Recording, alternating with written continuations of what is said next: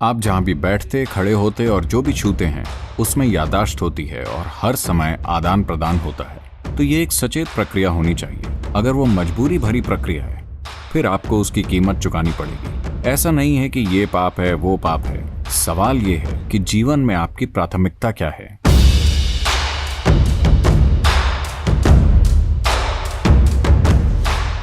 सद्गुरु, कोई व्यक्ति एक रिश्ते में किसी के लिए समर्पित कैसे रह सकता है? क्या यह स्वाभाविक है कि किसी से प्यार करते हुए भी दूसरों के प्रति सेक्सुअल अट्रैक्शन हो? इसका सही तरीका क्या है या इसे कैसे संभाला जाना चाहिए? देखिए, एक मानसिक समग्रता होती है, एक भावनात्मक समग्रता होती है, लेकिन एक शारीरिक समग्रता भी होती है। समग्रता का मतलब नैतिकता नहीं है। समग्रता का मतलब है कि आप एक ऐसी स्थिति बनाएं जो आपके लिए सबसे ज्यादा कारगर हो। तो जब हम समग्रता कहते हैं, मान लीजिए मैं कहूं मेरे शरीर में एक समग्रता है, इसका मतलब है कि यह मजबूत और बहुत सारी चीजों से रक्षा करती है ना? इसका यह मतलब नहीं कि मैं नैतिक रूप से किसी चीज में अटका हुआ हूं। तो मैं ये कह रहा हूं, मैं चाहता हूं कि आप समग्रता शब्द को उस संदर्भ में समझें।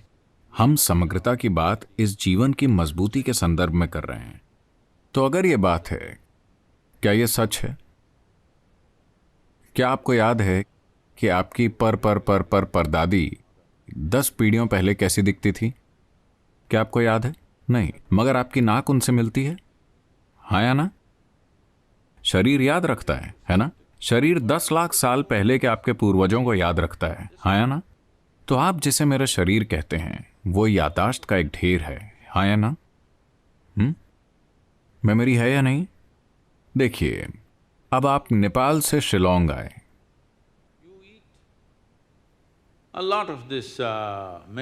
आपने बहुत सारा मेघालय का खाना खाया। आपके नैन नक्श नहीं बदलेंगे क्योंकि आपका शरीर याद रखता है कि आपकी जेनेटिक्स क्या है, चाहे कुछ भी हो।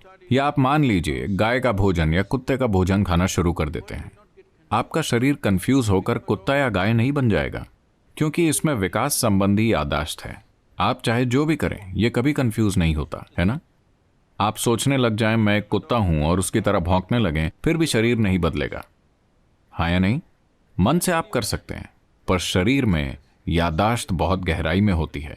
तो ये पूरा शरीर जो आपके पास है मुख्य रूप से मेमोरी की एक समग्रता है। अगर ये मेमोरी की समग्रता को खो देता है तो आप देखेंगे कि ये कई सारी चीजों के प्रति नाजुक हो जाएगा। अब शरीर की प्रकृति ऐसी है कि कुछ भी जो आप एक खास स्तर की भागीदारी के साथ छूते हैं स्वाभाविक रूप से उस मेमोरी को स्टोर कर लेगा। मानसिक तौर पर नहीं, शारीरिक रूप से वो उस मेमोरी को स्टोर कर लेगा। पारंपरिक रूप से इस संस्कृति में हम इसे ऋणानुबंधा कहते हैं। आपने ऐसे शब्द के बारे में सुना है? ऋणानुबंध। इसका मतलब है शारीरिक मेमोरी जो आप इकट्ठा करते हैं। लोग क्यों, आप लोगों के साथ ये देखेंगे, मान लीजिए अपने घर में वो जाकर उसी जगह बैठते हैं। ये आमतौर पर बूढ़े लोगों के साथ आप देखेंगे कि वो जाकर एक ही जगह बैठना चाहते हैं, वो दूसरी जगह नहीं बैठेंगे। क्या आपने गौर किया है? यहां तक कि आपका कुत्ता, वो आता है, अगर वो यहां बैठना चाहता है तो वो इसे सूंघेगा, उसे सूंघेगा, उसे सूंघेगा और बहुत खोजबीन के बाद वो उस एक जगह पर बैठ जाएगा। अगली बार आप उसे कहीं भगा दें, वो आएगा, वो जाकर उसी जगह बैठ जाएगा क्योंकि एक मेमोरी है। आजकल फोरेंसिक उपकरण हैं जिसमें आप अभी यहां बैठे हुए हैं, आप चले गए 2, 3, 8 घंटे बाद अगर वो आए, कुत्ते के साथ नहीं, कुत्ता आसानी से ये कर सकता है, मगर फोरेंसिक उपकरण के साथ हम यहां आते हैं और बस इस कुर्सी को चेक करते हैं और हम जान जाते हैं कि आप ही यहां बैठे हुए थे, कोई और नहीं। तो याददाश्त होती है। आप जहां भी बैठते, खड़े होते और जो भी छूते हैं उसमें याददाश्त होती है और हर समय आदान प्रदान होता है। आप नेपाल से आई हैं, भारत में भी ये काफी हद तक है, दक्षिण में बहुत मजबूती से है, उत्तर में ये शायद कमजोर पड़ गया है। हम लोग कभी किसी दूसरे व्यक्ति को नमक नहीं देते, आप ये जानते हैं? यहां भी अगर कोई आपको नमक देता है, आप कहते हैं प्लीज उसे वहां रख दीजिए, क्योंकि कुछ चीजें हैं जो मेमोरी को बाकी चीजों से बेहतर संचारित करती हैं।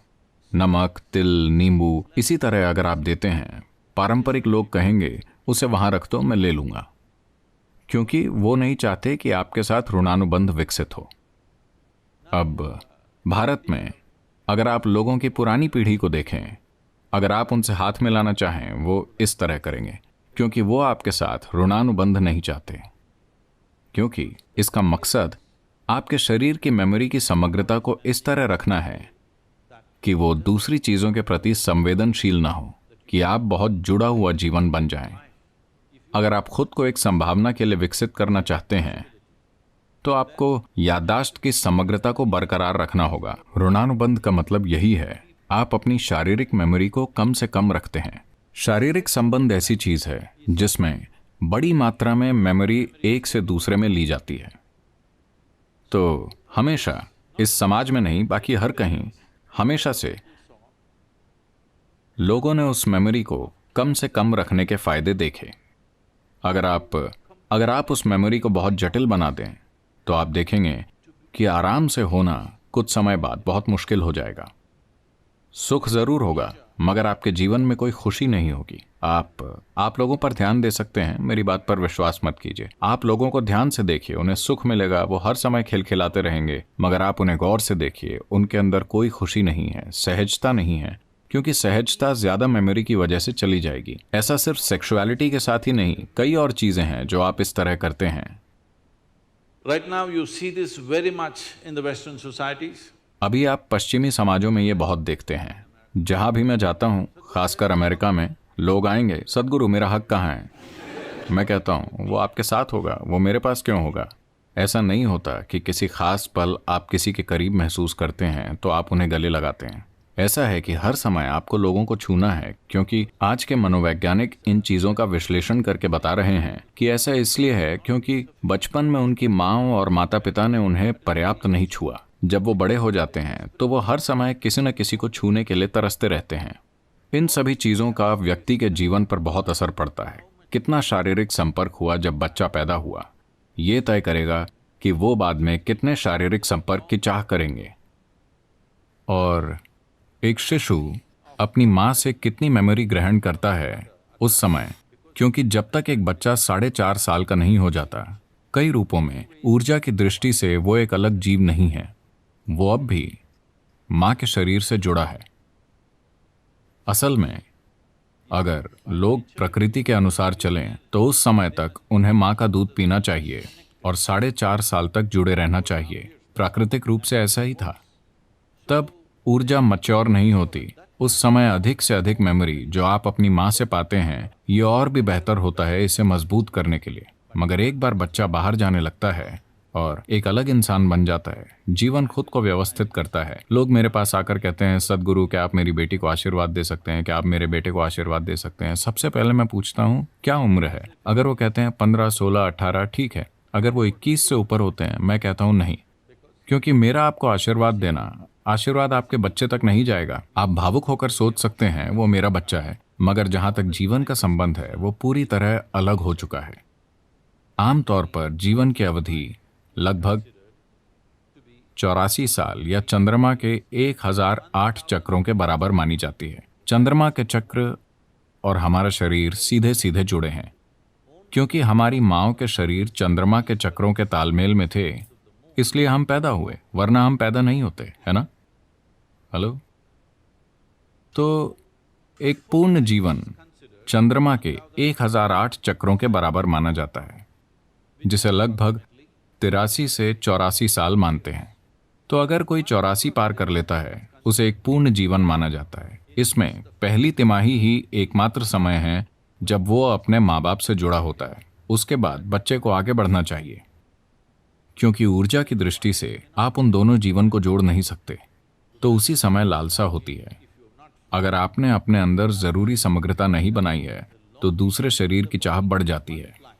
हालांकि हार्मोन्स का समय 15 से 20 के बीच सबसे ज्यादा होता है।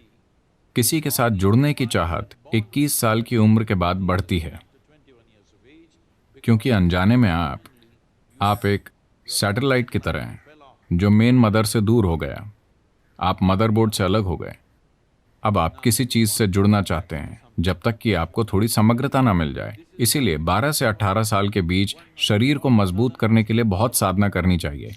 ताकि आप बेतहाशा किसी चीज या किसी व्यक्ति से खुद को ना बांध लें। आपको जागरूकता में अगर आप एक साथी बनाना चाहते हैं तो ये एक सचेत प्रक्रिया होनी चाहिए। अगर वो मजबूरी में होने वाली प्रक्रिया है फिर आपको उसकी कीमत चुकानी होगी। ये नैतिकता का सवाल नहीं है। ऐसा नहीं है कि ये पाप है वो पाप है। सवाल ये है कि जीवन में आपकी प्राथमिकता क्या है। अगर आपकी प्राथमिकता इस जीवन को एक उच्च संभावना तक पहुंचाना है तो आपको जागरूक होना चाहिए।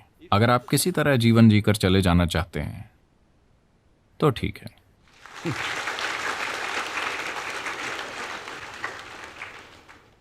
धन्यवाद सद्गुरु। माफ कीजिए अगर मैंने आपको निराश किया। आपने सिर्फ मेरे प्रश्न का जवाब दिया सद्गुरु, उसके लिए बहुत धन्यवाद।